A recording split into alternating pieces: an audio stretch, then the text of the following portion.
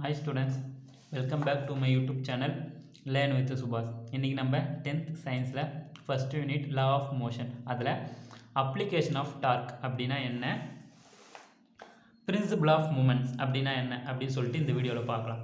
First application of dark.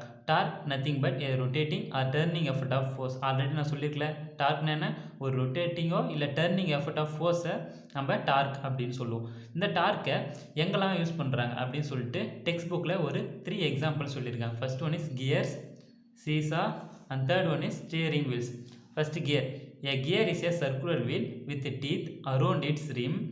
It helps to change the speed of rotation of a wheel by changing the torque and helps to transmit power. Say gearனா என்ன, ஒரு circular wheel, ஓகேங்களா, with teeth. இந்த ஷார்ப்பாக இருக்குது பார்த்தீங்களா, இதை தான் அவங்க என்ன சொல்லுவாங்கன்னா டீத் அப்படின்னு சொல்லுவாங்க. பார்க்க பற்கள் மாதிரி இருக்கும். சே it has teeth around it's rim nothing but edge. இது எதுக்கு யூஸ் பண்ணுறாங்கன்னா, இது வந்து ப்ரொடியூஸ் டார்க். இந்த வீல் வந்து ஃபஸ்ட்டு வீல் வந்து இப்படி சுற்றிச்சுன்னா செகண்ட் வீல் வந்து இப்படி சுற்றுமா. ஸோ இது வந்து ஒரு ரொட்டேஷன் பேஸில் இருக்குது, அதனால் ப்ரொடியூஸ் டார்க். இந்த டார்க் ப்ரொடியூஸ் ஆகிறதுனால by changing the torque to change the speed of rotation of wheel. நம்ம இந்த டார்க் எவ்வளோ சேஞ்ச் பண்ணுறோமோ அந்த அளவுக்கு the speed of the rotation of வீலை சேஞ்ச் பண்ணலாம், ஓகேங்களா. இது எதுக்கு யூஸ் பண்ணுறோன்னா, it helps to transmit power. Next example, seesaw. Most of you have played on the seesaw. Since there is difference in the weight of the person sitting on it, the heavier person lifts the lighter person. When the heavier person comes closer to the pivot point or fulcrum, the distance of the line of action of the force decreases. It causes less amount of torque to act on it. This enables the lighter person to lift the heavier person. சரி, இது வந்து simple தான். Consider, ஒரு சீசாவை எடுத்துக்கிறீங்க.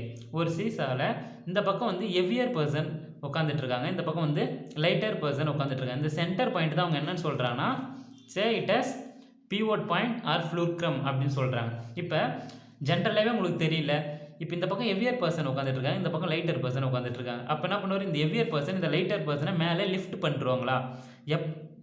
இது வந்து எது வரைக்கும் அவங்க லிஃப்ட் பண்ணுவாங்கன்னா, say consider but closer to the pivot point. இந்த ஹெவியர் பர்சன் இருக்கார்ல, இந்த ஹெவியர் பர்சன் இந்த பிவோட் பாயிண்ட்டுக்கு க்ளோஸராக வந்துட்டா இங்கே வந்து இந்த ஃபோர்ஸ் வந்து சுத்தமாக இருக்காது, இங்கே வந்து ஃபோர்ஸ் குறைஞ்சிரும். அதனால இந்த லைட்டர் பர்சன் இந்த ஹெவியர் பர்சனை மேலே லிஃப்ட் பண்ணுறாரு அப்படின்னு சொல்லிட்டு சொல்கிறாங்க. பாருங்கள், there is difference in the weight of the person sitting on it, the heavier person lift the lighter person. ஜென்ரலாக the heavier person லைட்டர் பர்சனை லிஃப்ட் பண்ணிடுறாங்க. But when the heavier person come closer to the pivot point, நான் already சொன்னல, இந்த heavier person pivot point கிட்ட வந்துட்டா இங்கே வந்து ஃபோர்ஸ் வந்து இருக்காது. come closer to the pivot point, the distance of the line of the action of the force decreases. that is force decrease ஆகிடும். it causes less amount of torque அதை produce பண்ணுறதுனால இந்த லைட்டர் பர்சன் ஹெவியர் பர்சனை lift பண்ணுறாங்க. And third example is steering wheels. a small wheel enables you to maneuver a car easily by transferring torque to the wheels with less effort. நீங்கள் கார்லலாம் பார்த்துருப்பீங்க, steering wheel இருக்குல்ல, இந்த steering wheel என்ன பண்ணுன்னா ஒரு சுழற்சி ஏற்படுத்தி, that is manure nothing but சுழற்சி ஏற்படுத்தி ஈஸியாக டார்க் ப்ரொடியூஸ் பண்ணி லெஸ் எஃபெக்டோட நம்ம வீலை மூவ் பண்ண வைக்குது அப்படின்னு சொல்லிட்டு தேர்ட் அப்ளிகேஷன் ஸ்டீரிங் வீலில் சொல்கிறாங்க. And next concept is principle of moments. Principle of moments. When a number of like or unlike parallel forces acting on a rigid body and the body is in equilibrium. சரி, நான் ஈக்குலிபிரியம்னா என்னன்னு சொன்னேன், the resultant force F net வந்து 0 வந்து அதை தான் நம்ம என்ன சொல்லுவோம், ஈக்குலிபிரியம், that is கான்ஸ்டன்ட்டில் இருக்கும். Then the algebraic sum of the moments in the clockwise direction is equal to the algebraic sum of the moments in the anti-clockwise direction.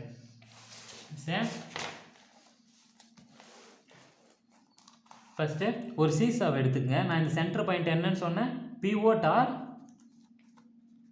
Fulcrum அப்படின்னு சொன்னேன்னா, இப்போ இந்த பக்கம் ஒரு பர்சன் உட்காந்துட்ருக்காங்க, இந்த பக்கம் ஒரு பர்சன் உட்காந்துட்ருக்காங்க. இந்த பர்சன்லேருந்து இந்த பிவோட் பாயிண்ட் வரைக்கும் இருக்கிற டிஸ்டன்ஸ் நம்ம D1 அப்படின்னு சொல்கிறோம். இந்த பர்சன்லேருந்து இந்த பிவோட் பாயிண்ட் வரைக்கும் இருக்கிற டிஸ்டன்ஸை D2 அப்படின்னு சொல்கிறோம். இவர் ஒரு ஃபோர்ஸ் கிரியேட் பண்ணுவார்ல, அந்த ஃபோர்ஸை F1ன்றோம். இவர் அதேமாதிரி சிமிலரில் ஒரு ஃபோர்ஸ் கிரியேட் பண்ணுவார், அது F2ன்னு சொல்கிறோம். அப்படின்னா இப்போ வந்து ஒரு சீசா இருக்குன்னா இவர் வந்து இந்த பக்கமாக ஃபோர்ஸ் இம்பேக்ட் பண்ணால் இவர் வந்து மேலே போவாரா? அதானே.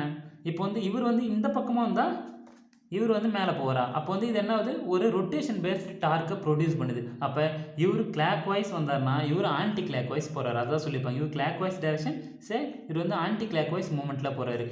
அப்படின்னா the moment in the clockwise direction is equal to the moment in the anti-clockwise direction சொல்லலாமா? ஏன்னா இது வந்து ஒரு சர்க்குலர் பேஸில் இருக்குது and resultant force is equal to 0 இருக்கிறதுனால the moment in the clockwise direction is equal to moment in the anti-clockwise direction. அப்போ இவர் பர்சன் 1 கிரியேட் பண்ணுற ஃபோர்ஸ் வந்து நம்ம ஃபோர்ஸ் 1ன்றோம். அவர் இந்த பிவோட்லேருந்து இருக்கிற டிஸ்டன்ஸை d1 அப்படின்றனா. அப்போ f1 into d1 equal to person 2 create பண்ணுற ஃபோர்ஸ் f2, அவர் இந்த பிவோட்லேருந்து இருக்கிற டிஸ்டன்ஸ் d2. அப்போ f1 into d1 is equal to f2 into d2 அப்படின்னு சொல்லலாமா?